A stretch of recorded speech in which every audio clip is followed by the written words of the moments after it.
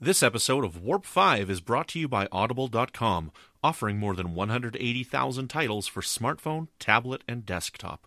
To get a free audiobook of your choice and help Trek FM at the same time, visit audibletrial.com/trekfm. And also by Enterprise in Space, an international program of the non-profit National Space Society. Find out how you can help science and education and become a virtual crew member aboard the NSS Enterprise Orbiter by visiting enterpriseinspace.org. And if you want to join in on the conversation and share your thoughts on this episode or any other, please join the Babel Conference, our listeners group on Facebook. Just type Babel, that's B-A-B-E-L, into the Facebook search field. We look forward to seeing you there. This is David A. Goodman, writer and consulting producer for Star Trek Enterprise, and you're listening to Warp 5 on Trek FM.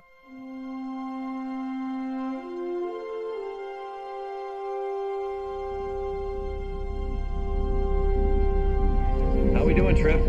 Ready when you are. Prepare for warp. Course laid in, sir. Request permission to get underway.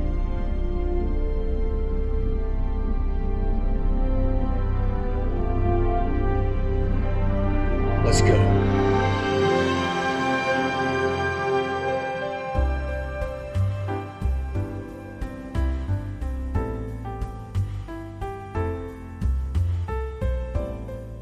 Welcome, Boomers, to another episode of Warp 5. I'm your host, Brandon-Shea Mutala, and they've decided to give me another chance after firing me last week after I got off the podcast. Thanks a lot, guys. You did a good job while I was gone. Boy, you guys were off the rails, though, hey? Patrick was off the rails. I was completely on. A little bit. Just a little bit, yeah. For those that didn't listen, you should go back and listen, and make sure you stay all the way to the very end because there's a nice little stinger there. And it was a lot of fun last week we had with our role-playing game, so be sure to check that out in the last episode of Warp 5. Joining me, as always, Brandi Jackola. How are you doing? Oh, I am having a great day. Excellent. I love it. Patrick, how are you doing? I'm doing just peachy. How are you, Brandon? I'm doing good. We will be getting to our special guest today very shortly here, but before we do, we have a little bit of feedback to read from the Babel Conference, and we have ourselves a new iTunes review. And I promised myself that I would do this all the time, because when I got my first one-star review for Melodic Treks, I read it on the show. And we recently got ourselves a one-star review for Warp 5, so we're going to read that to the listeners here. I don't know, I think it's funny, but let me just see if I can bring it up here, because Brandi sent me a picture of it. So we got a one-star review in the US iTunes store from J-Ro Shiza. And it says, I used to look forward to this podcast's weekly releases. The new host, Brandi, is terrible. I'm so bad. I should be fired. She is uninformed about Trek as a whole. And her sense of humor is just bad, which I don't know, I think she's pretty funny. I wish they would just drop her and move forward with Patrick and Brandon. It's a shame. Brandon is excellent, and Patrick is very well versed in Trek lore. Boy, Patrick, you got those guys fooled. Yo, completely. And you're just good. You don't know anything about Trek. But Brandi brings the podcast down. I'll be dropping this for my subscription until she moves on. Well, bad news is we do appreciate feedback. We do prefer constructive feedback. We love Brandi, and we love what she brings to the show. And Brandi won't be going anywhere for a while anyways. You know, while we joke about firing all the time, Patrick confirmed for me that I've never actually fired Brandi. No, that was me. Yeah, it's Patrick. But if you have a reason, like if you just don't like the hosts, like I know that some people don't like me. I've had my own tirades and people go off and stuff, but we can't please everybody, right? You're never going to please everybody, and if you have some constructive feedback, we could definitely take it into consideration. But if you just don't like the person, then there's nothing we can do about that. And I know there's people that don't like me. I know there's people that don't like Patrick. You know, like I'm one of them. And and there's nothing he can do about it. Nothing he can do. It's too late. He's like a tick. He's just dug into the show now. We've got him. So, but But I understand. There are people who don't like me as well, right? And I'm sure that we've lost some listeners because of me. And I'm sure we've lost some listeners because of Patrick. And I'm sure we lost some listeners because Floyd left, and Floyd was their favorite person. And, the constant of the show is there's always going to be change, and we're the hosts that are here now, and I'm happy with what we're doing. And I think Patrick and Brandi bring a nice addition to the show that's different from what we've had on this show in the past. So, I apologize that you're not liking the new format of the show, but we are sticking with the format that we've got right now. And, so please keep the ratings and reviews coming, and we will address them and read them on the show. And we love our listeners very much. Patrick, did you have a couple of feedback from the Babel conference from the last episode you'd like to read? Woo! All right. So Brian Yates left a link for the Nazis twisting the swastika. And then we have Tim Cooper, who says, Brandon-Shea Mutala, if that was the proposal at the end, I think I need a little more effort put into it before I can seriously consider it, with a smiley face. Yeah, I had said that I would rather marry any one of our patrons than Koss.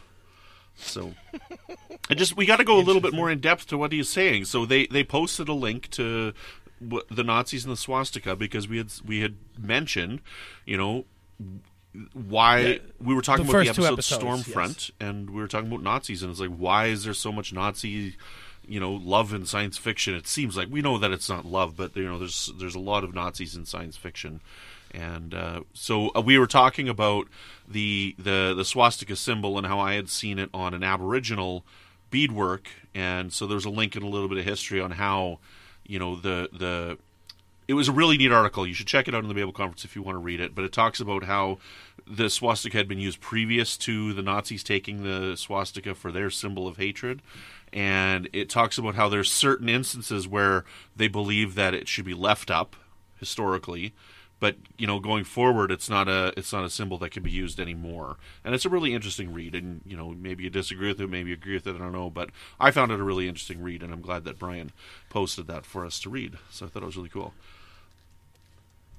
They answered the call. Yes, because it was a Hindu symbol. Hindu symbol first, and it was used in Buddhism too. But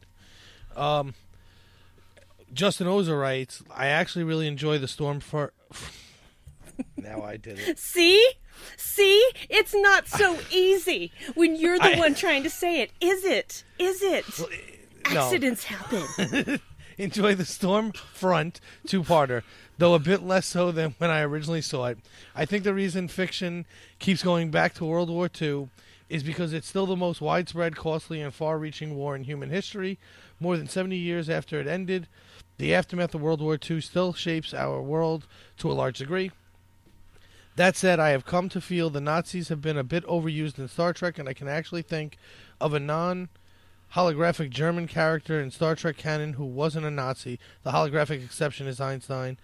It's a shame we have yet to really see a positive portrayal of real in-universe German character in Trek. I know you want me to elaborate on these, but I wasn't on this show.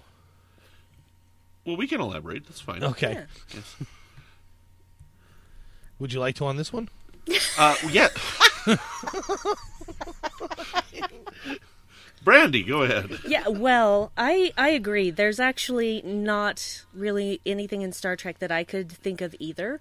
I can think of other examples of, showing German soldiers that are under Nazi orders, like the film Das Boot, which is not for everyone, but I'm really glad I watched it. I don't usually watch movies that have anything to do with war because they scar me emotionally. But this one I'm really glad that I saw it because these were good men that were, had enlisted to serve their country, and now they were being forced to do things that they did not agree with. And unfortunately, I'm not going to say the end. I'm not going to say the end of the movie, but it was unfortunate. It was unfortunate. So that was a positive, I believe, a positive representation of German soldiers who were doing stuff they didn't want to do because they really had no choice. It's like, do this or die.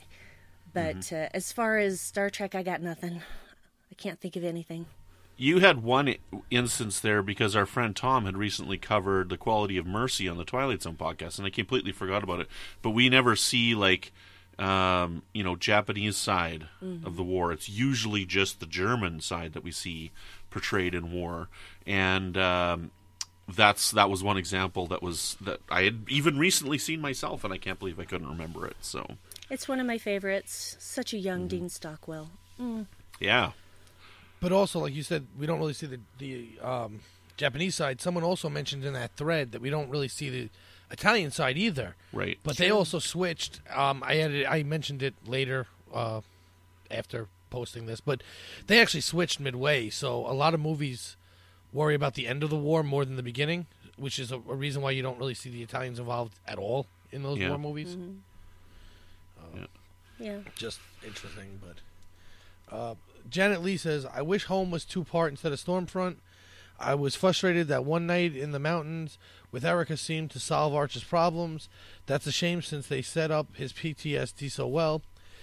And I also didn't get why Koss wanted to marry T'Pol. There's evidence that goes both ways as to how much T'Les cares for her daughter. On one hand, she tells Trip to tell T'Pol that he loves her. On the other, she doesn't consider that T'Pol came back from a friggin' war. Somehow she thinks that's the time to criticize her daughter. Mm-hmm. Yeah, I think that Koss wanted to marry her simply out of loyalty. They were bonded, and so he did it as his loyalty. Like, he's just like, look, we gotta get married and stay together for a year.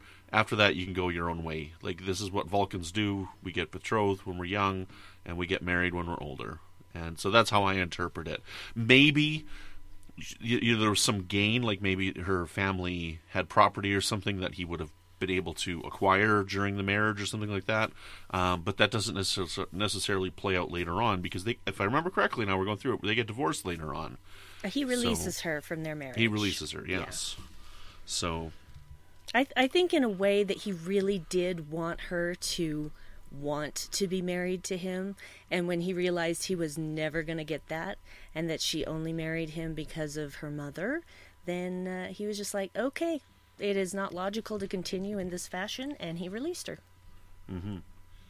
Yeah, excellent. Before we finish here, that's basically the summary of the comments that we got for that thread here, but I wanted to go back to one that we had from a previous episode, and this was from episode 139 for the Essential Enterprise Season 2, and I'm grateful that we got no blowback from our choice to not keep Cogenitor, because I thought we would get some, because while we do love that episode, we deemed it non-essential for character or plot development. But Janet Lee came back and said, it's interesting that you see Cogenitor as non-essential, but people in the fan fiction world see this as the start of Trip and Archer drifting apart. Where do you see this beginning? And I'm like, I've never thought of them as drifting apart at all.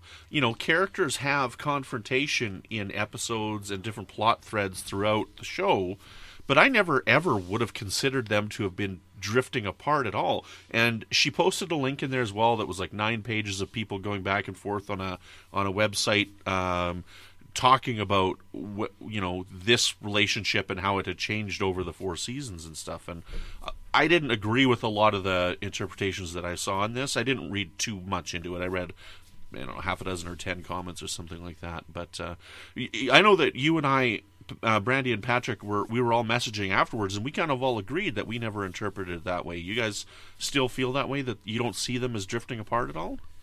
I still don't see it. I mean, I read probably a page and a half of those comments, and maybe it's me, maybe it's because I don't want to believe it, maybe it's there, maybe it's not, but I just felt it was people reaching for that to be the answer, and then going back and finding the answers that they needed. Yeah.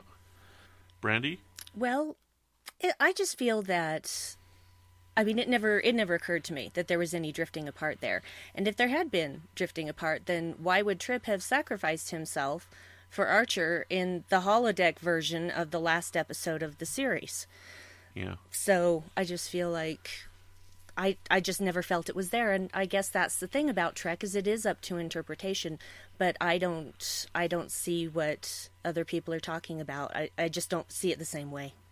Yeah. So if you guys are listening and you feel differently, then, post a message in the thread and let us know what you think. And, that's all the power to you. If you guys see something different than what we saw in the episodes, we're fine with that. So no worries. I think it's time we should bring on our once silent guest star for the episode, special guest star Nicolas Anastassiou. How are you doing, Nick? Hey guys, I'm doing good. It was a long day, and it's a much better day now that I'm talking to you guys. I'm very, very lucky to be on Warp 5. I am a long time Enterprise fan and a long time Warp 5 fan, pretty much through all of its iterations in terms of the hosts.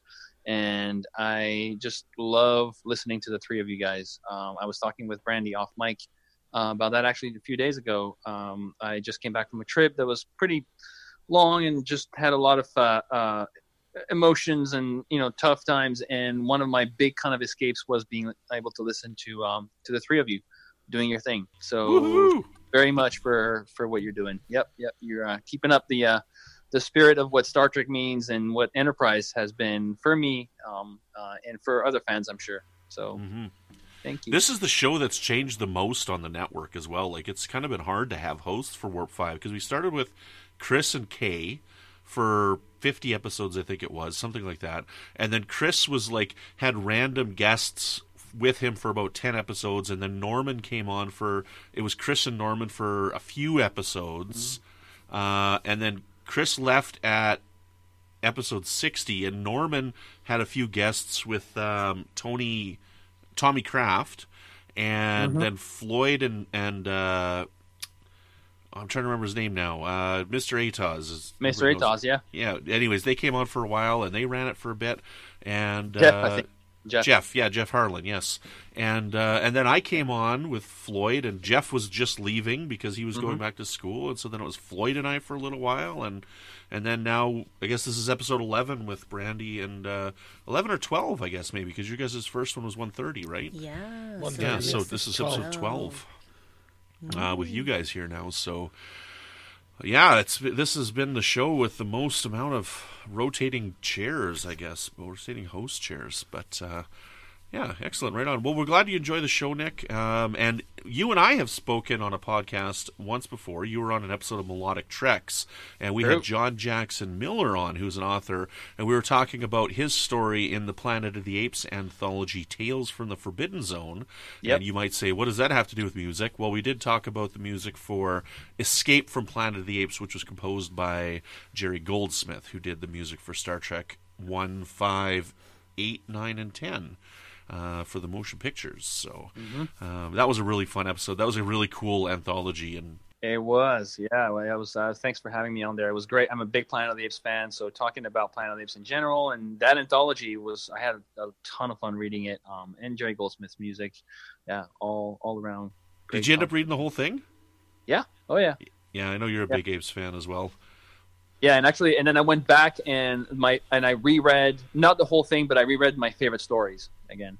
Yeah. My favorite one. We're going off on a Planet of the Apes tangent here with two people who haven't read the books. Tom Elliott should be here and in on this. Nick, you and Tom Elliott would get along famously. He's also a huge Planet of the Apes fan. Yeah. Planet of the Apes is like a giant Star Trek story. Yes. You could totally see that happening as a TOS episode. Oh yeah. Yeah, right on. Well, actually, I'm not going to tell my favorite one because I did talk about it in that episode. So if you want to hear, we got to get back to the discussion at hand here. Nice. I will tell you one cool thing that's coming up in a few episodes, that we've got a special guest coming up. I think it's episode 148. It's 147 or 148. Keith R.A. DeCandido is going to come on, and we're going to talk about zombies and fusion. And Keith just wrote a short story that, I guess it's been about a year now, that was in an anthology of short stories called Nights of the Living Dead, which was edited by Jonathan Mayberry and George A. Romero before he died. And nice. Yeah, so there's a whole bunch of short stories that take place in the Romeroverse.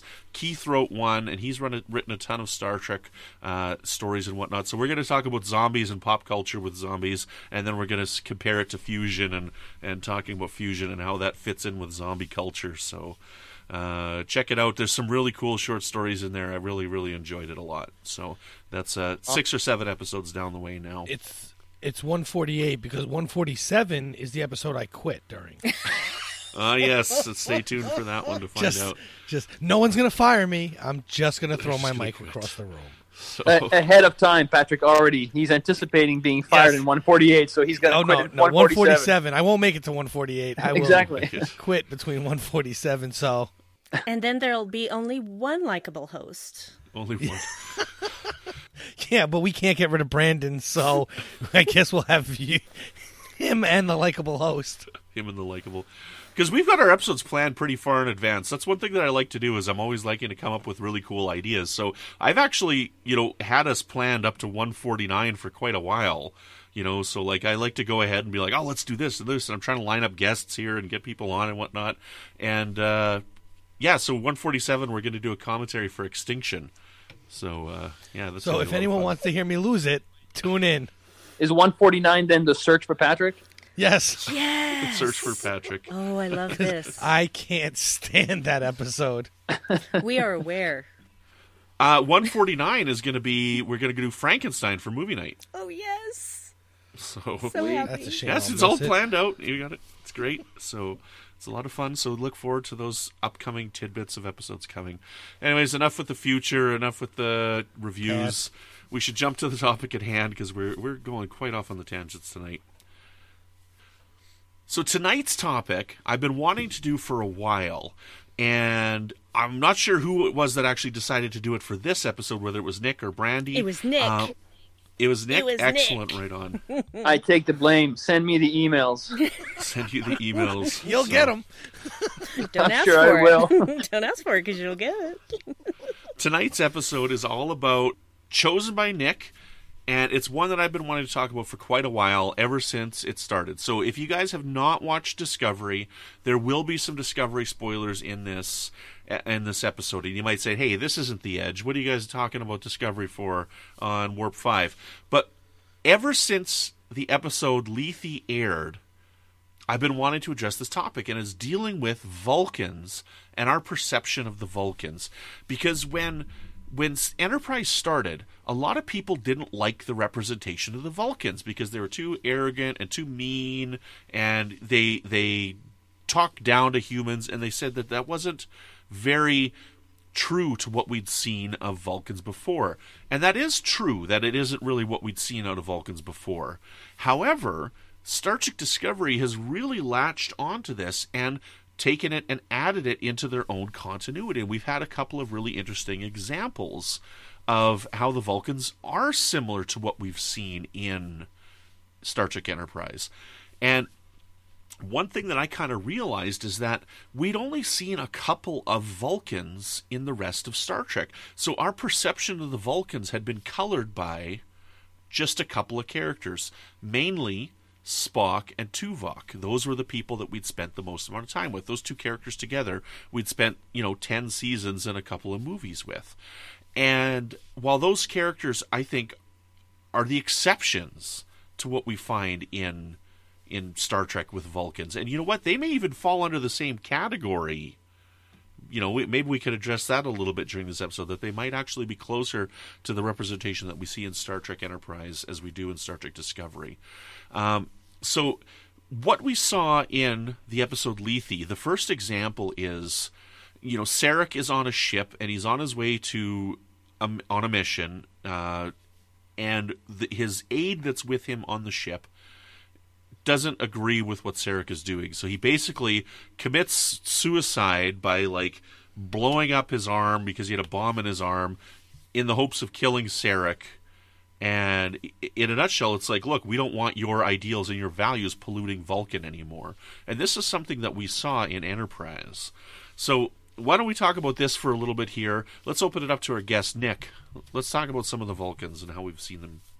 I never really understood. I mean, I understood, but I guess I didn't agree with the reaction that a lot of fans had to the Vulcans on Enterprise for several reasons. First, I think that we see a different facet of the Vulcans, and to a certain extent, we don't even see a different facet. We explore and explain a facet of the Vulcans that we, in my opinion, I felt like I always saw.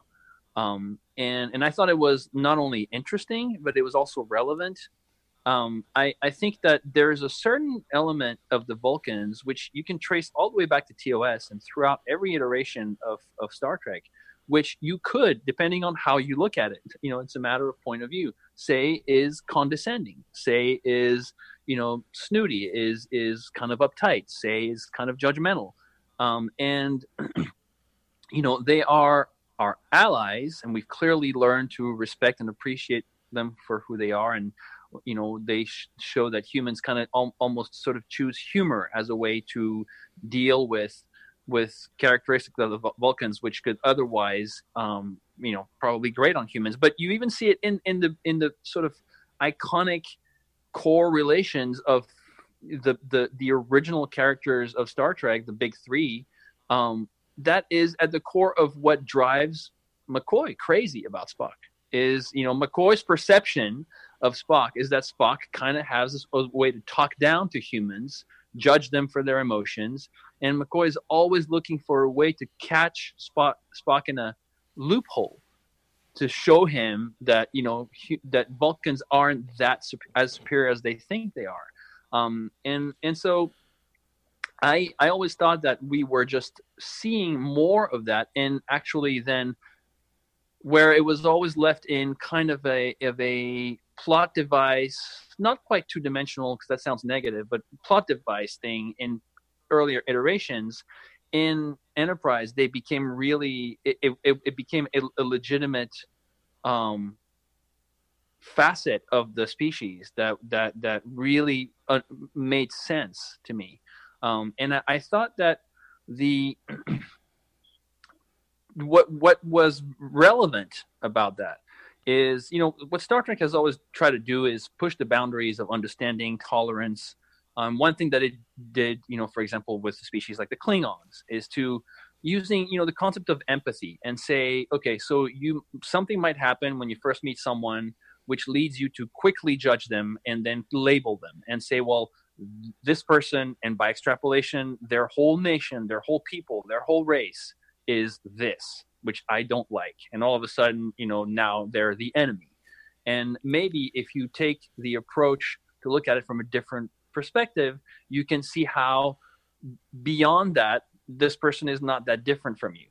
And that's amazing. It's a great message that Star Trek has always tried to push forward. I think there's an even more advanced, more sophisticated version of that same idea, is when you reverse it, because that's pushing empathy even further, is to say, now sometimes you're going to be mad at someone because they don't like you, and understand that just because you're doing something which to you is normal, and to your neighbor, the person who's like you, is normal, another person might be able to look at that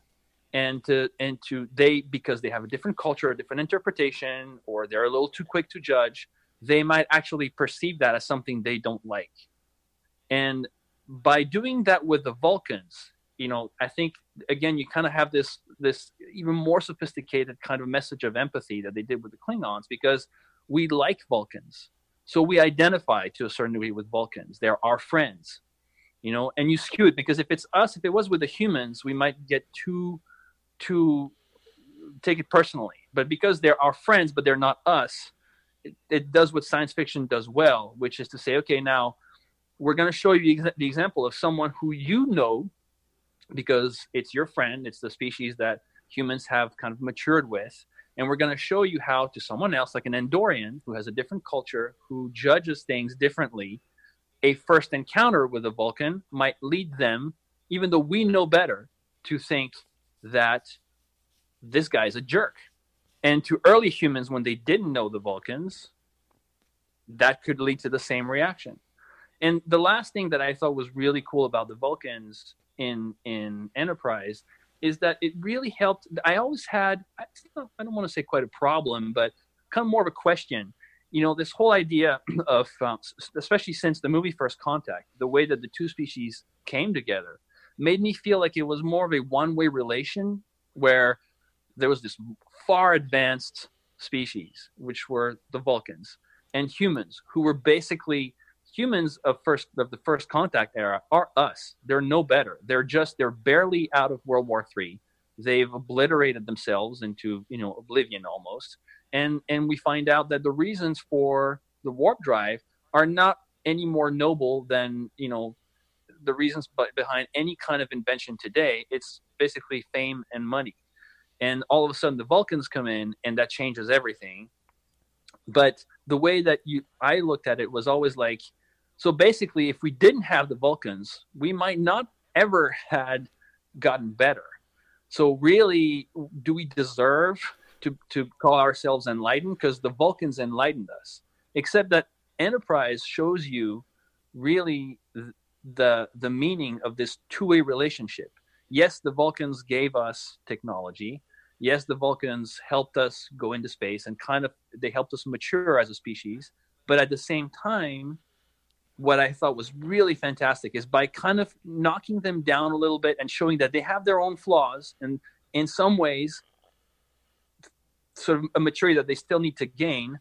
And we bring to the table the things that they're missing or that they forgot. And what Enterprise did in the course of the 4 years it was on was really sell me on the idea of like, you can see how these two species then become so joined, because out of what happens, there is a mutual exchange and each benefits. It becomes really a foundation for IDIC, right? And they each learn from one another and they become the template for what Starfleet stands for and the Federation stands for. Is together, by absorbing one another, we become better than the individual parts by themselves. Humans become more mature and Vulcans become more mature. Well, one of the things definitely is that one of the things that Nick was saying early on with being judgmental and stuff, like, really makes me think a lot of Tuvok and the way that he treated Neelix as well. And like, blasphemy of blasphemy, I love the alternative factor, and Neelix is my favorite character on Voyager, right? Like, I love Neelix. I think he's great. And so, like, I don't like that Tuvok is always mean to him. And I love, in the episode Rise, when Neelix finally stands up to Tuvok, and, those other people are there, they're like, no, you're treating him pretty bad.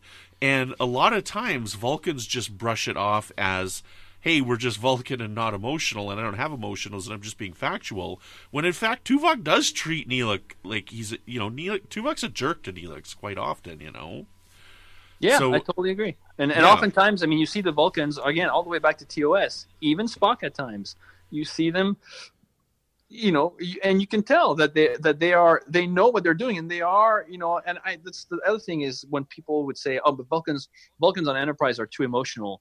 Vulcans aren't emotional. Vulcans are very emotional. I mean, it's the whole basis for their behavior. In fact, I joked with one of my best friends who's a huge Star Trek fan. He's a big fan of the Klingons, and I'll tell them, dude, Vulcans are actually way more passionate and way more violent and raw in their emotions than Klingons. If a Vulcan let loose, they would be 100 times more violent than a Klingon. The reason why they are like that, it's a constant and painful exercise of restraint, which I thought that was another thing that Enterprise shed light on in a great way, because it showed through the struggle that T'Pol has once she has difficulty maintaining it because of what happens to her, the amount of work daily that it takes for a Vulcan to maintain this state and not just kind of slip into something that's harder to control. That was the genius of Leonard Nimoy. To me, and I think Jolene Blalock is the only other actor playing a Vulcan who really tapped into that too. To me, Leonard Nimoy never played a Vulcan or Spock as a guy who has no emotions. It's the exact opposite. He played him as a guy who's constantly trying to stay in control of his emotions and not show them. But they're there. But he's almost ashamed of them. Well, not almost. He is. And so he's really trying hard not to. And you can always feel, but this kind of, he's about to laugh, but he stops. He's about to yell, but he stops. He's about to lash out, but he stops. He's about to have, a spontaneous reaction of wanting to say something nice to Nurse Chapel, but he stops. I think Spock mellowed out a lot after he died. Mm-hmm. I like Spock after he died. I've always Yeah. loved Spock, but he had a new perspective after he died that I think served him well, especially with bringing him into Next Generation and forward. And but then I just loved Spock, and I loved Leonard Nimoy, not just for Spock, but for all the things he did. So, loved Spock. Yeah, Spock is my favorite Star Trek character, and it's always like when I bring in somebody who doesn't know Star Trek but wants to give it a shot, the story arc that I show them or point them to is I'll Alternative factor?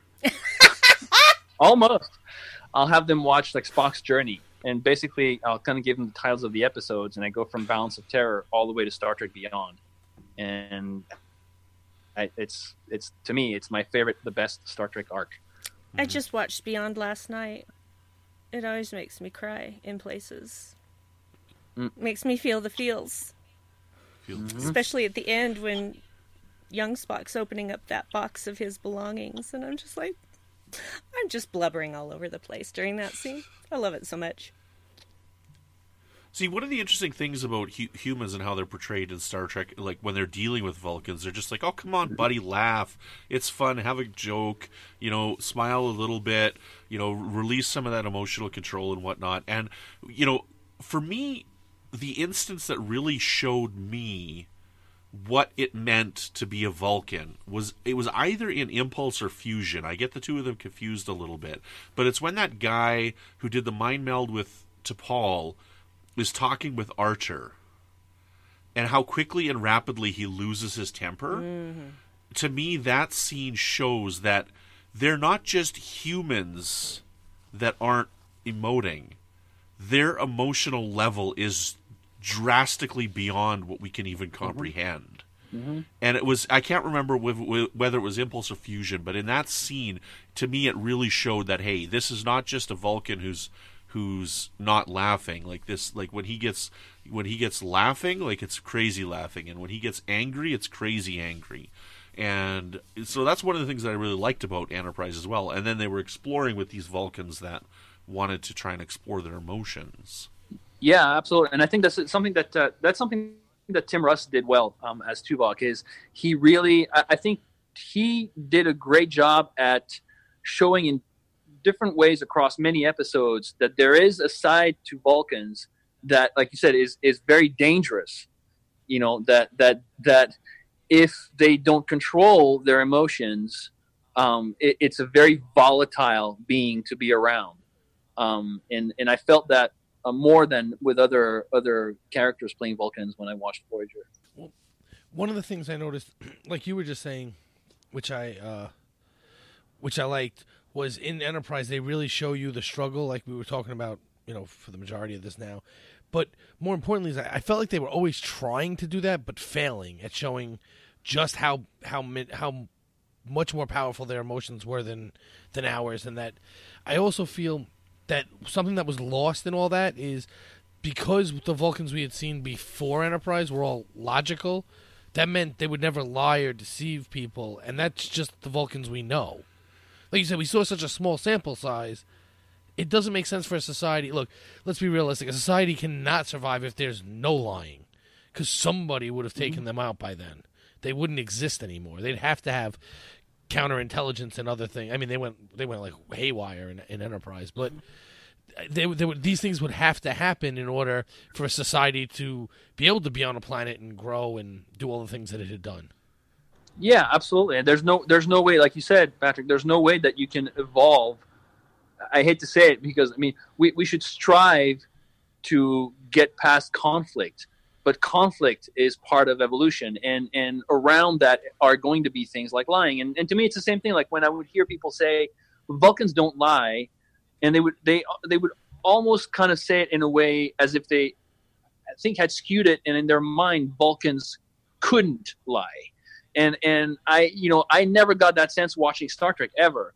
That it was almost this kind of built-in genetic where they just can't lie. In fact, you see them lie all the time. Sometimes they're white lies where they're not trying to do it to be deceitful, but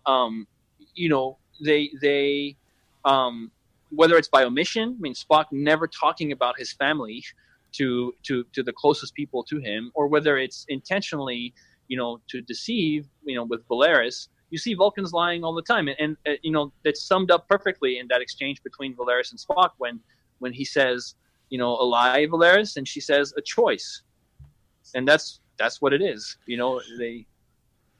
Right. Well, it seems that everyone just uses the excuse that, well, they're logical, so they must not lie, except that it's logical to lie in certain scenarios. Yeah. Like there's the one episode where I don't remember what series or what show or whatever, the Vulcans were being attacked and they couldn't figure it out because they were making illogical moves to attack the Vulcans. Mm-hmm. Does anyone know what episode I'm talking about? No? Great. Whatever. The point is the best way to fight the Vulcans was to be illogical, to do things that didn't make any sense whatsoever. Well, it's like Kirk in the chess with Spock. No, it wasn't chess. It was actually a fight. No, I know. I'm just saying that. Okay, we'll use that example, right? Yeah. Except that eventually a pattern would still form there, right? Because it's logical to do the. If you know the person you're playing can calculate the best move, you would never do that move. It's illogical for you to, in fact, do the best move. Right. Deceit is part of most games. Sophisticated games, strategy, or any others involve deceit, and like bluff in poker. It's a type of deceit, of lie. And I think also it's just a matter of like, even if they like, if we want to stick to the kind of more sort of linear idea of like, well, they're logical and they're quote unquote good, so they choose not to lie. Yes, but again, their logic is also not a built-in. It's not this kind of like thing that comes naturally, and they're not androids. They're not data, right? So their logic is something that is also a choice, which is again daily, continually. They have to. It's like this thing which they have to maintain. And yes, we know that they're proud, which also shows how they're not perfect, because that's an emotion. And so they make every effort to hide the fact that their logic is not perfect, and not absolute. But the fact that they will at times falter, and that includes lying, which even when it's not logical, yeah, but because they are not. We haven't seen any Vulcan character, even the ones that are full-blooded Vulcan. We haven't seen them ever be logical all the time and never fail at being logical. Even Sarek, himself talks about how his logic is compromised at times when it comes to people who he cares about, etc. So we know that again, they're not gods, and they're prone to make mistakes and have faults like humans. They're different, but no more perfect. One of the things that I see when I see Vulcans and a lot of aliens as well in their representation, like I had mentioned this on a From There to Here episode about Worf when we were talking about him, and with the Vulcans, I compare it a lot to what people think about like Christians and religion and whatnot. And like you've got these Vulcans that are like the leaders of the Vulcan Academy and whatnot, and they're held to this higher standard, and they think that they're perfect. And you've got people like Sarek and Spock and stuff who know that they have their own faults, and they're almost like they can't. They hold themselves to a higher standard that they can never reach, without realizing that these people that are in these positions are just as flawed as they are. Like these Vulcans that are leading the Vulcan Science Academy may look like they've got their stuff in order, but they don't.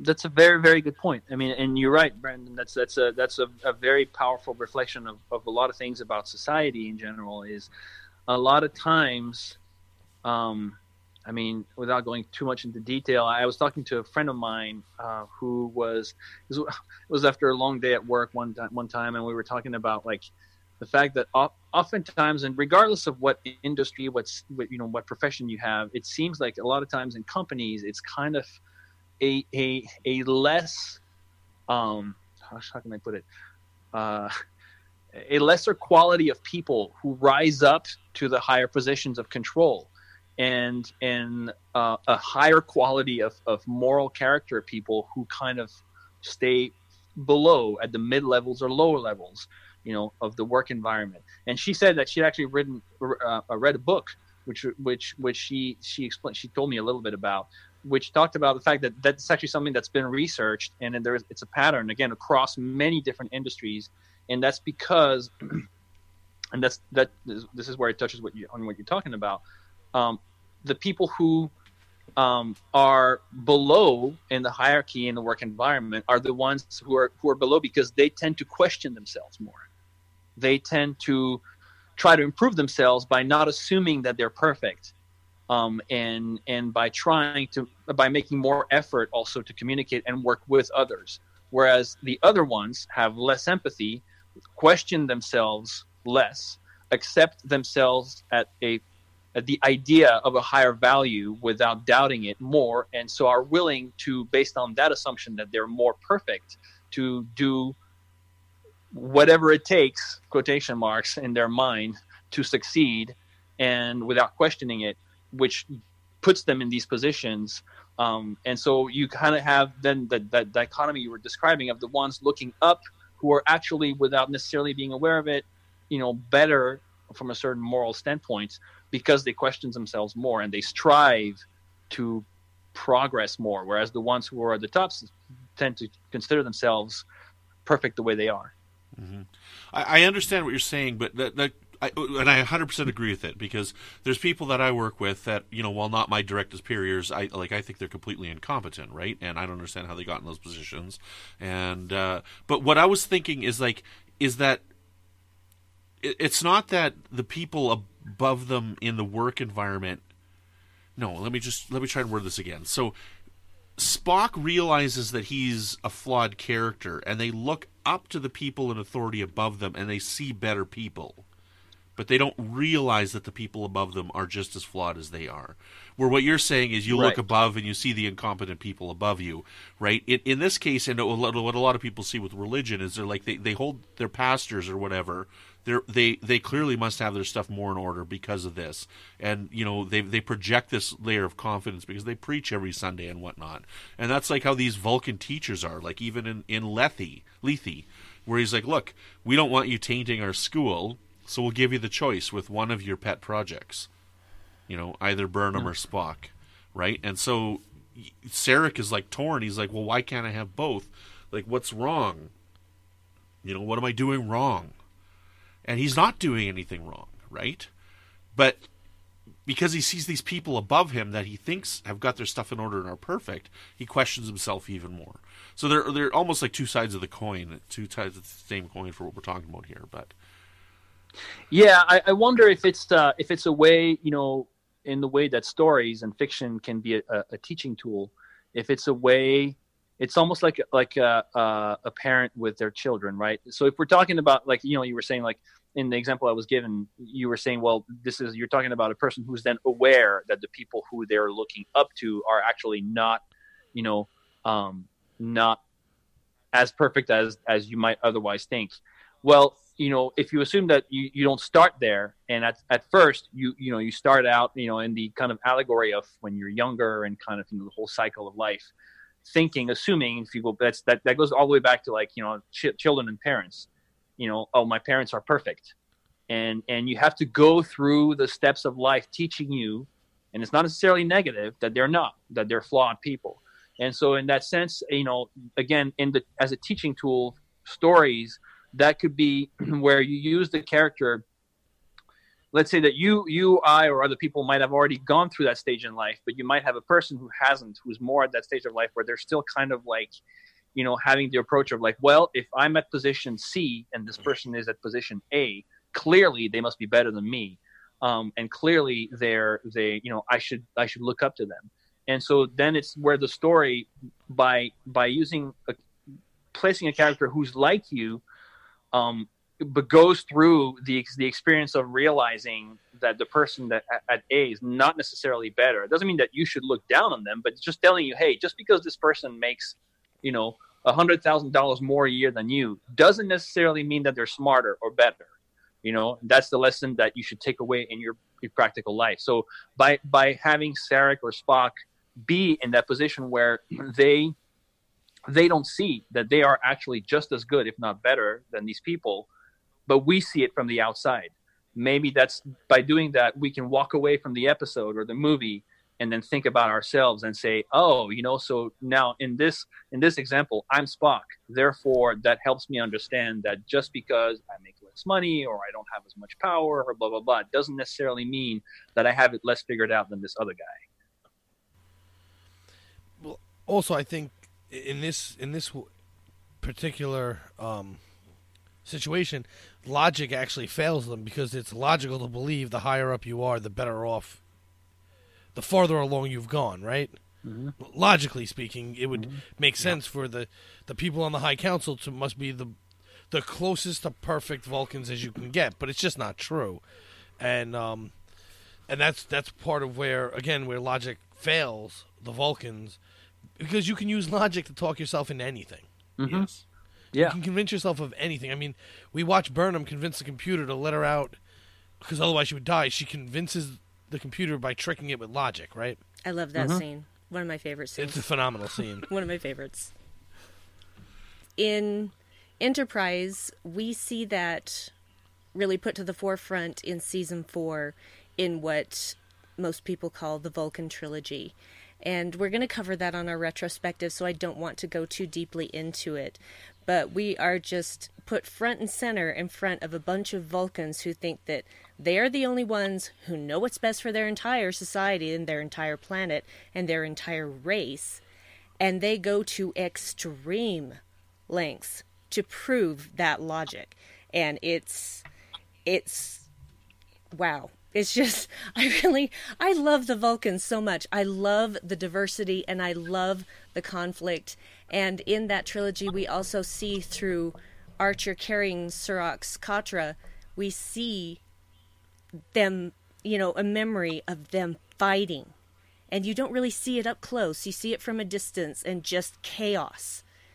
And you finally get a slight inkling of what it must have been like before they chose to embrace logic. It would have been 50 times worse than any Civil War, any Revolutionary War, any World War II, anything that we have in our history to compare to it. We have no idea how to even contemplate that level of anger, destruction, and chaos.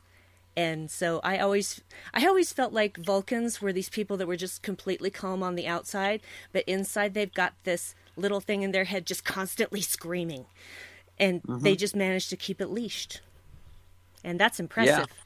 Impressive. Yeah, and absolutely. I mean, that goes totally to, I think, the points, we've been making. And I think also, it really shows when you look at the more enlightened Vulcan characters, and I think I'm thinking also of Surak in that trilogy, you see that they tend to be more mellow, and kind of more accepting of a wider range. And they're the ones who tend to say, oh, no. It's not about hardcore dogma.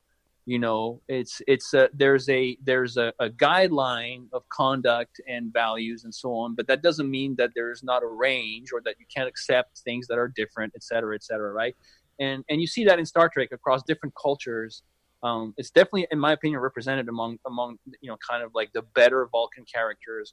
And I think that that's, again, kind of a mirror or a lesson for life. I'm thinking about, to sidetrack, but it's a parallel. In Deep Space Nine, you see it with the Bajorans, and a perfect example is the difference between Kai Opaka and Kai Wynn, right? And you have Kai Opaka, I would say, you can arguably say is a much better Kai than Kai Wynn, and she doesn't rule by saying, these are the rules 1, 2, 3, 4, 5, 6, and you will adhere to them, or you're not you're not really of the faith. Whereas Kai Wynn, who is insecure, and that's the key part of it, is trying to maintain control by imposing dogma.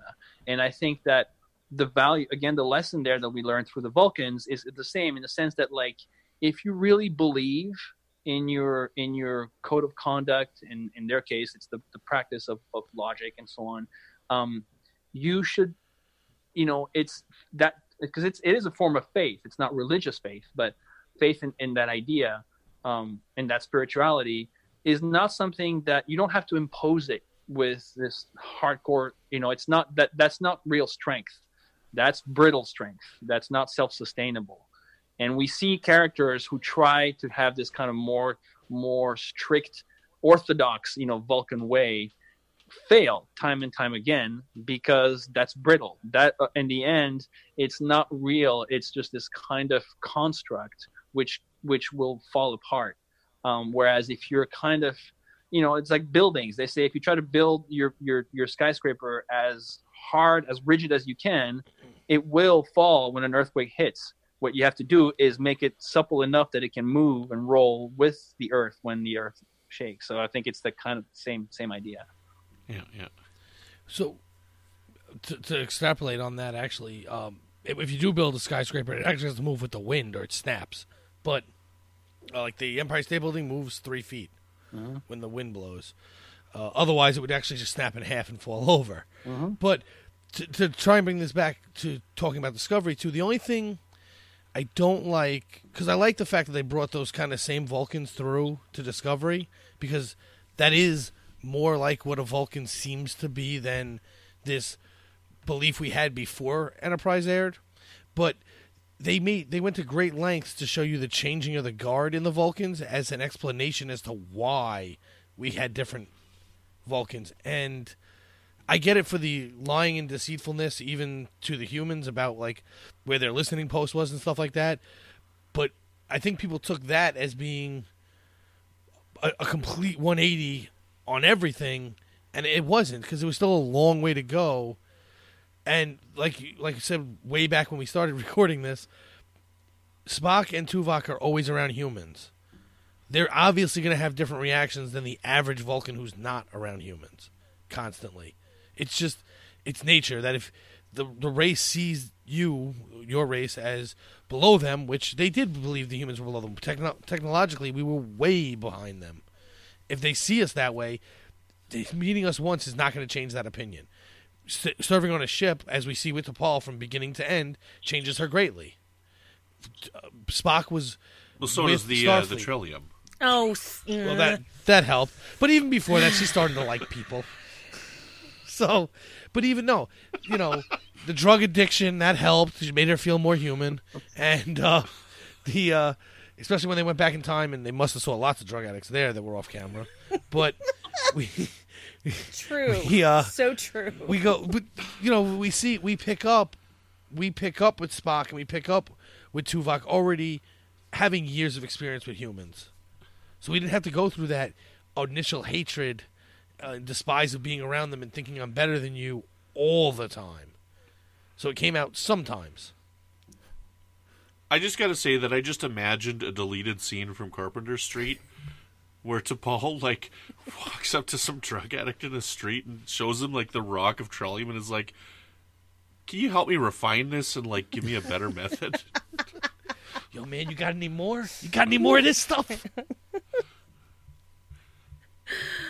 Oh, my goodness. Well, and that's an interesting point about Enterprise, is that the Vulcans had to have been on Earth for a while now by the time Enterprise started, because, this was the first Warp 5 ship, but the Vulcans had been helping them prepare for what I'm assuming is several years, if not decades. So it's not like they haven't been around humans. Yeah, but are the same Vulcans the ones doing the job the whole time? Yeah, that's hard to say, but considering how long their lives are, it's quite possible that they were. But regardless of that, Archer is still really bitter in those early episodes towards the Vulcans. And I kind of get where he's coming from, but I understand where the Vulcans are coming from as well. And it's difficult at first to put yourself in the place of the Vulcans. And the way the Vulcans see it is, this is a newborn baby, and we have to teach it and help it learn how to live its own life. And then someday let it go off and have its own life. But until then, we have to protect it and make sure it doesn't stumble along the way. And I'm sure that's what they were thinking they were doing. It had nothing to do with condescension and everything to do with maybe don't make the same mistakes we did. So, that's just the way I look at it now. But Maybe, but they were really condescending. They about really it. came across as And very condescending. Yes. his father died without realizing his dream, and that would bother me. Yeah. Part of it also comes from, which is a lesson that both species learn, is that early on, I think it's pretty, at least implicit, if not explicit, that, again, they've had this sort of alliance and they've coexisted, but without really mingling and without really learning from one another. You see this kind of near, it's not segregation, but like, because there's clear references to the fact that Vulcans stay on the Vulcan compounds on Earth and don't interact with humans, don't socialize with humans. Humans, obviously, if you look at, Archer's point of view, and like you said, we understand it because he loved his dad, and it's a very human thing. He idolized his dad, and he blames them for his dad's death, basically, or the fact that he died without realizing his dream.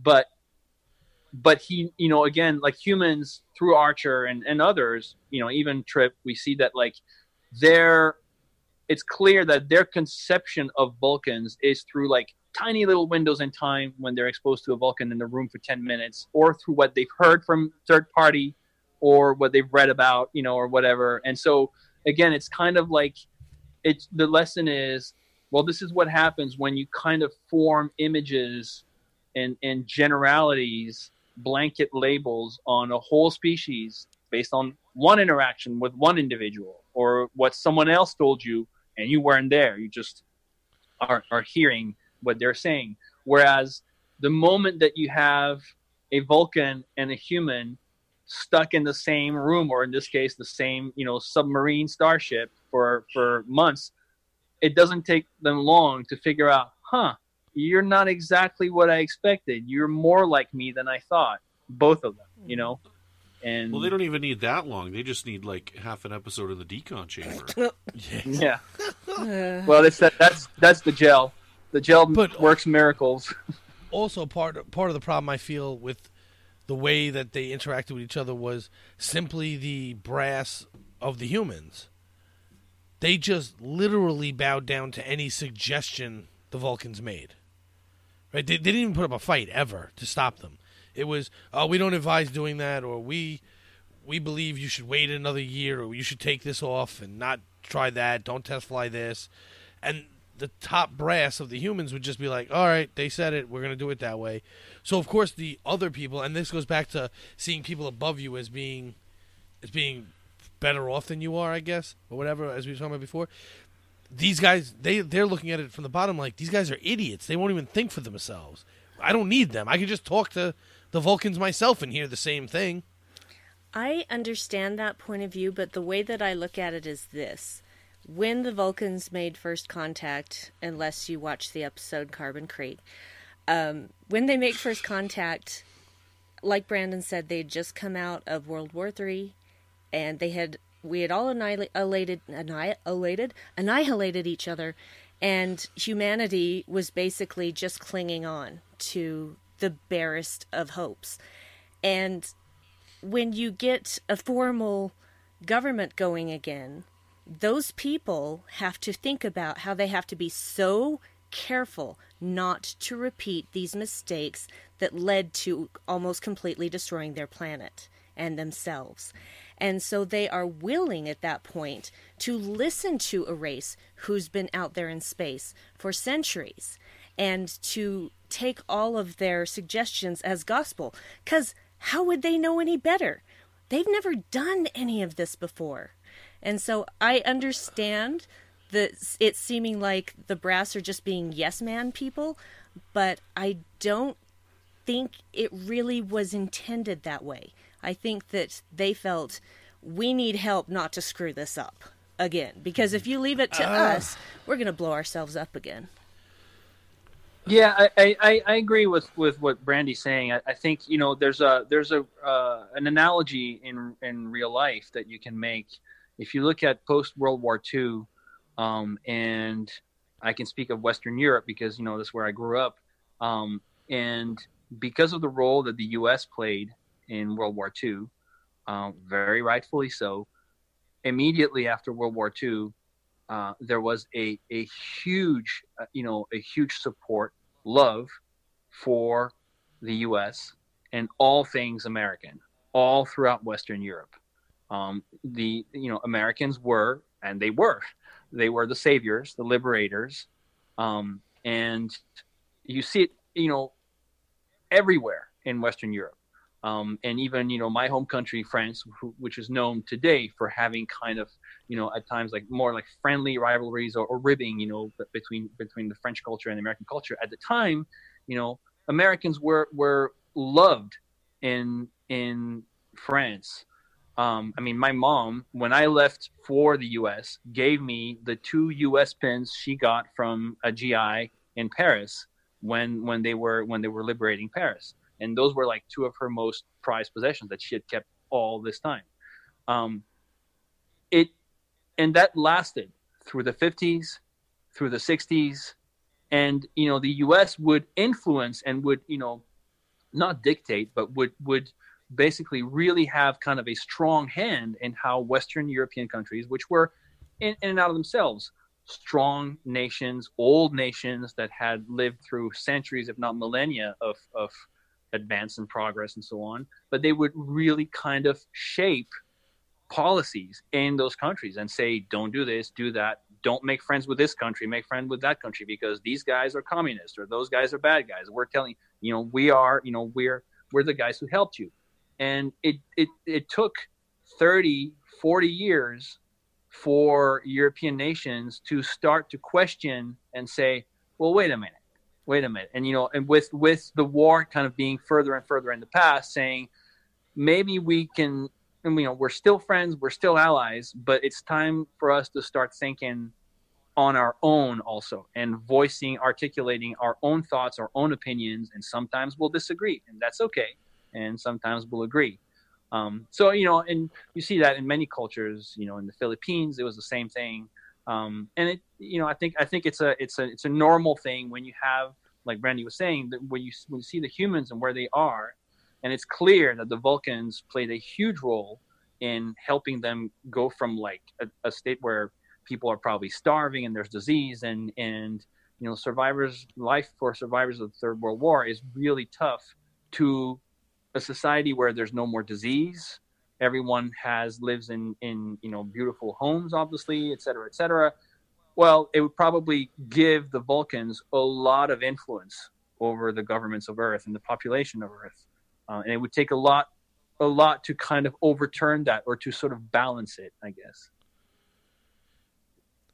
Yeah, I guess. I just think by the time we hit Enterprise, I guess we should already be in that starting the question point. And especially once we find the listening post, that should start changing opinions at the top. It shouldn't just be so, yes, I get it. Because there is an expiration on that at some point.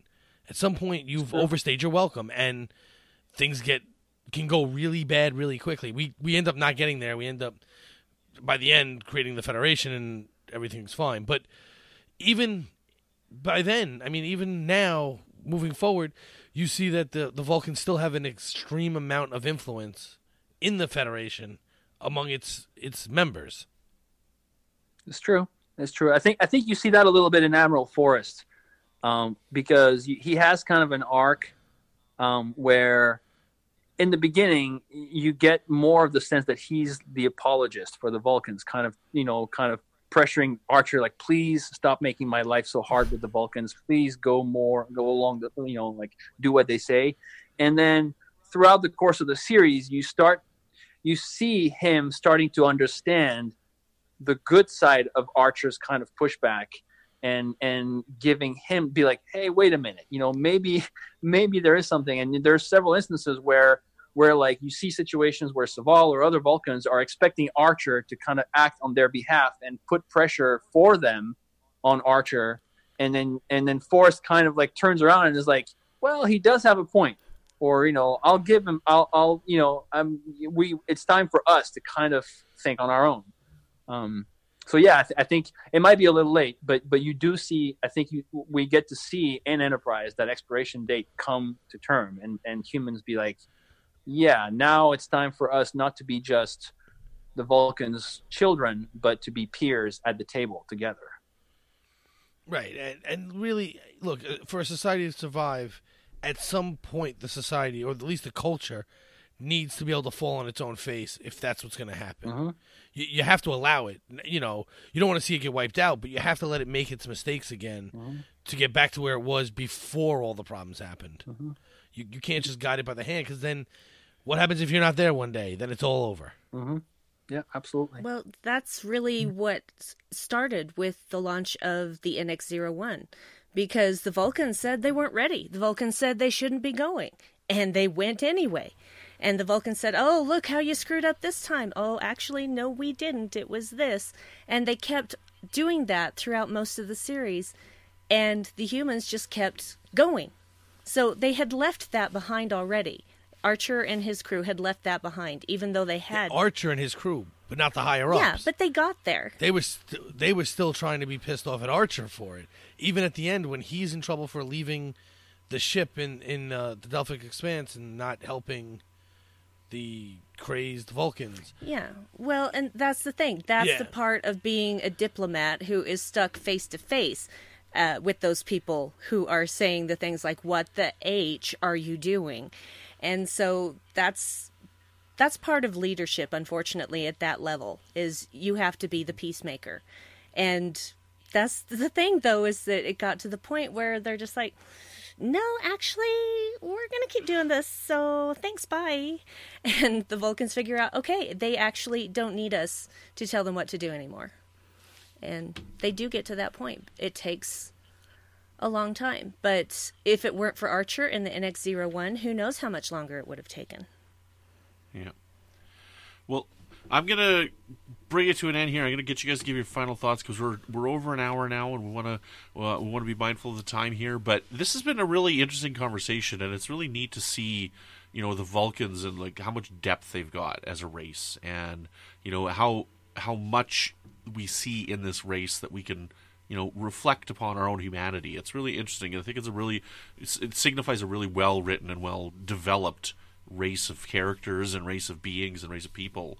So why don't we wrap it up? We'll start with Nick here. What are your final thoughts on the subject here for the Vulcans and basically the path to discovery that we've got? My final thoughts would be, again, kind of in terms of a message, is try to think about the Vulcans in the line of what I was talking about early on in the show, which is, I think it's a great message to say, you know, if you can look at a Vulcan shown as a jerk, you know, what you perceive to be a jerk in Enterprise, and you know that they're not, and then take away from that the idea, okay, so in my life, I know I'm not a bad person.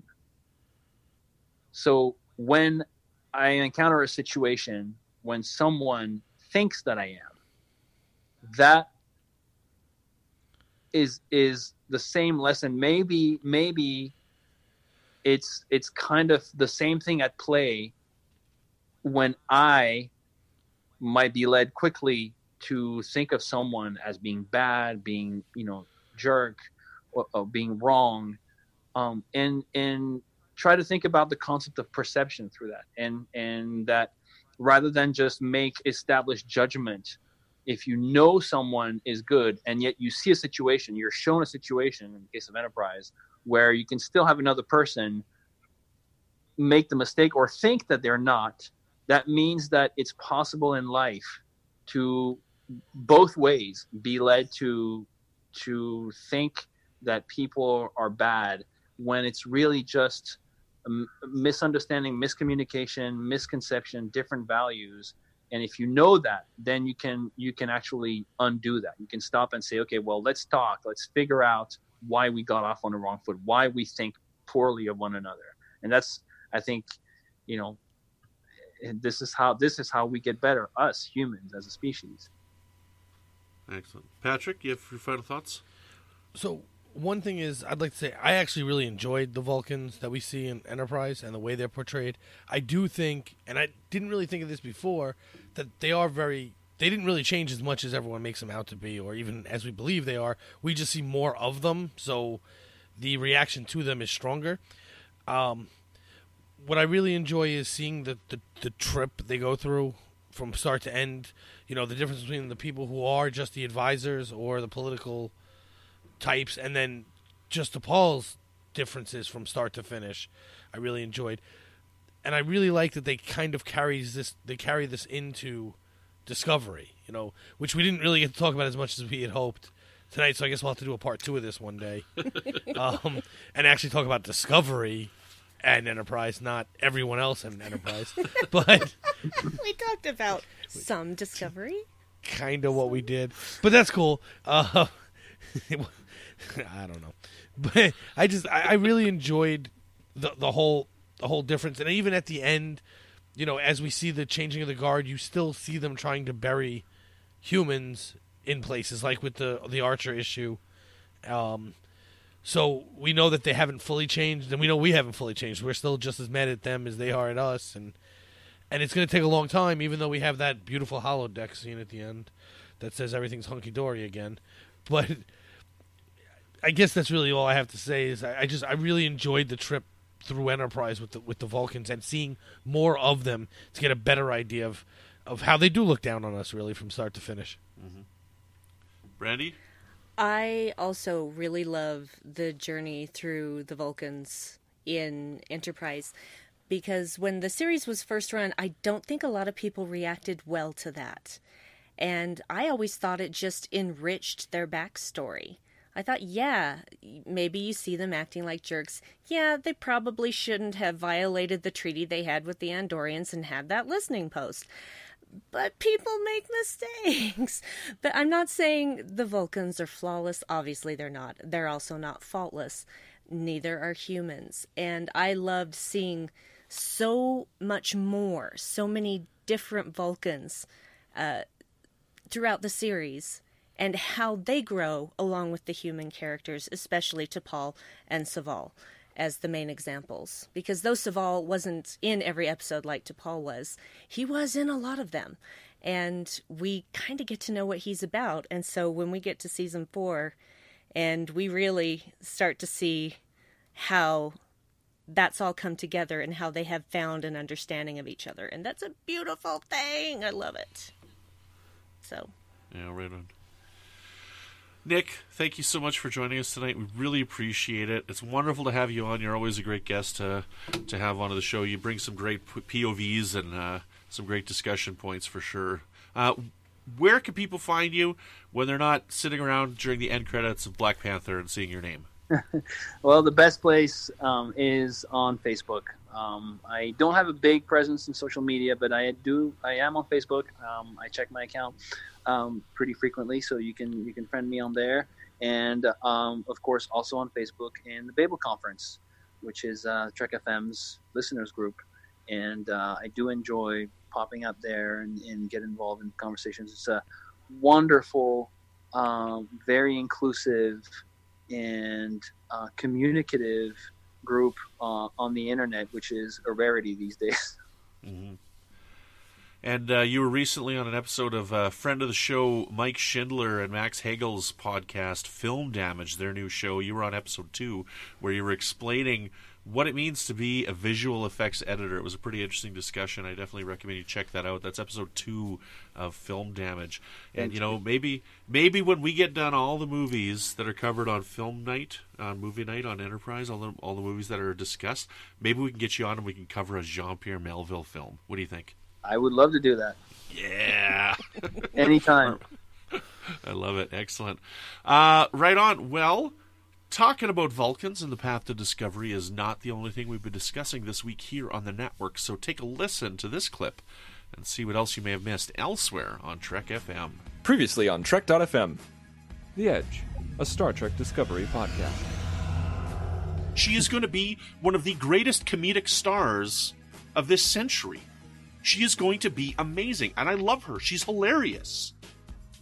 But Tilly has become solely comedic relief in this episode, and Tilly is not just comedic relief. She is smart.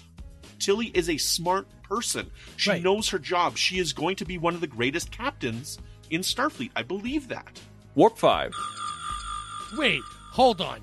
You don't have a reflection. there's beams of light traversing the ship, cutting you.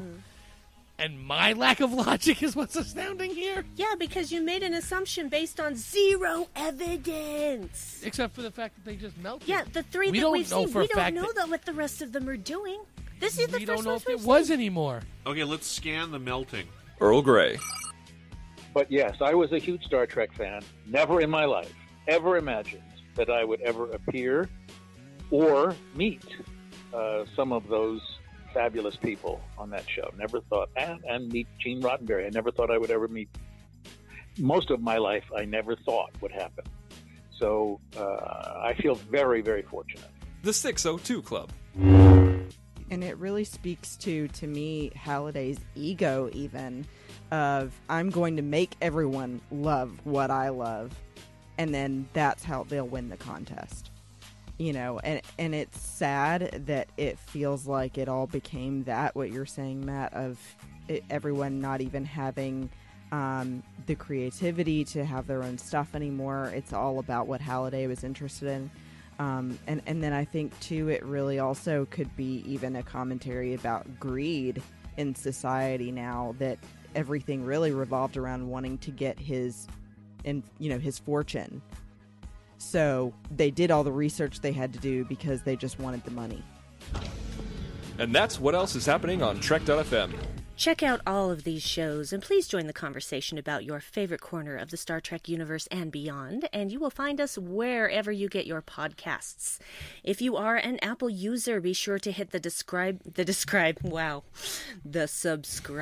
button in Apple Podcasts on iPhone, iPad, Apple TV, or the desktop iTunes app, and you'll get the latest episodes as soon as they are published. Please leave us a star rating and written review, and we've proved that even if it's a crap review, we'll read it. If you're not an Apple user, we've got you covered as well. You can find our shows on Google Play Music, Stitcher, TuneIn, Spreaker, SoundCloud, Windows Phone, in most third-party apps, and you can stream and download the MP3 file from our website or grab the RSS link. We'd love to hear your thoughts on today's show, and there are many ways for you to do that. The best places to join in the larger conversation is in the Babel Conference, our listeners group on Facebook. Just type BABEL into the search field on Facebook, and it should come right up. If you'd like to send us an email, you can use the form on our website at trek.fm/contact. Choose to send to a show and select Warp 5. That will come right to us. You can also find the network on Twitter at TrekFM and on Facebook at facebook.com/TrekFM. Brandi, where can people find you when you're not judging everybody? Yeah, I kind of did judge a little with that crap comment. My apologies. That was unfair. You can find me lurking in the Babel Conference often. Not as often when I'm at work right now, because I'm just too busy to be on social media when I'm at work. And you can also find me on the network popping up from time to time on other shows like Literary Treks. I just had an episode of Literary Treks get published, so go and listen to that. And you might hear me on the 602 Club every now and then. I also do a podcast with my husband Dave called the Dark Corner Podcast, where we talk about pop culture and the things we like from a darker point of view. There is colorful metaphors, so no children. And you can also find me on Twitter at BrandyWine12. Brandy is spelled with an I, and 12 is the number 12. Patrick, where can people find you when you're not trying to hold me down and preventing me from reaching my full potential? I thought I was going in a different direction when he started that.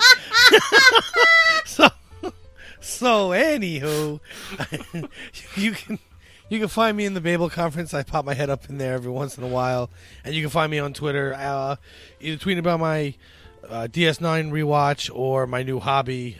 Go there and find out what that is. At Magic Drop 5, it's one word. The 5 is a number. And I'm not as busy as the rest of you, so that's really the only place you can get me.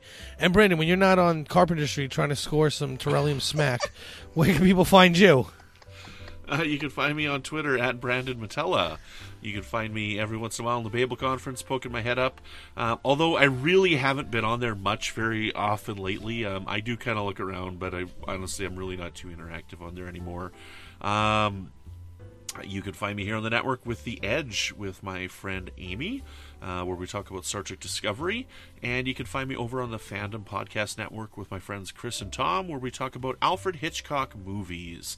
And if I've got my... No, it was last week. We had our first sound film come out last Friday, our first podcast about blackmail. So we're very excited to reach the sound era of Hitchcock's film career. Excellent. All right. If you'd like to help us keep all our shows coming to you each week, including this one, you can become a patron on the network at Patreon. Visit patreon.com/TrekFM. That's patreon.com/TrekFM to get all the details. Perks include early access to episodes, exclusive content, producer credits, and more. Available through our special patrons website, Patron Zone. It requires a great deal of money to produce, host, and distribute these shows each month. We really appreciate any support you give us, and hope you'll join the team. Again, you'll find all the details at patreon.com/TrekFM. And at this time, we would like to thank all of our wonderful supporters who support our show as well as the network as a whole. We have got the wonderful Norman C. Talau, to Floyd Dorsey, to Mike Morrison, Tim to Cooper, Justin to Ozer, Mark to Flessa, and Joe to Saltzman. Live long and prosper. So wait, did we really get through a Vulcan episode and no one said to Pat? Wow. Did that really happen? We did. I'm ashamed of myself. I fire myself. Mm-hmm. You did it yourself to Pat. Next week, the Pat shows up.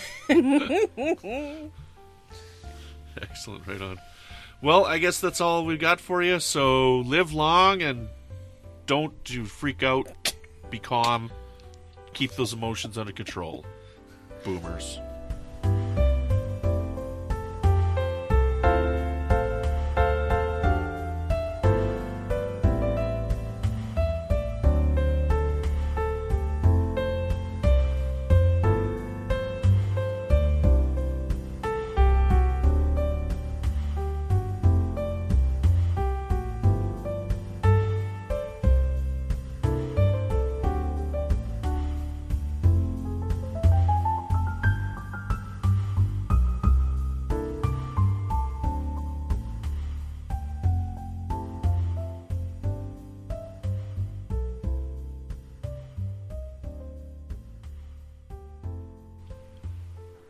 You have no final thoughts, Brandon? He said his final thoughts at the beginning. Did he? Did I zone out? Patrick's not listening to me like usual. Well. Patrick's fired again. Patrick's fired. Not listening to me, just like my wife. That's kind of where this relationship's gone. So that's why Patrick keeps showing up, because Brandon keeps firing him every week, but since Patrick's not listening, he just turns up the following week. Yes. There we go. Yeah. We solved the puzzle. Excellent. Works out well because they haven't cut my track out because I just jump in and talk. And I also keep forgetting to stop the pay from going into his account as well. Wait, what? You're paying him? Glitch. Oops. Oh, I see. I think we know who put the review up. It was Brandon. Brandon put the review up so before you found out about the money. Excellent.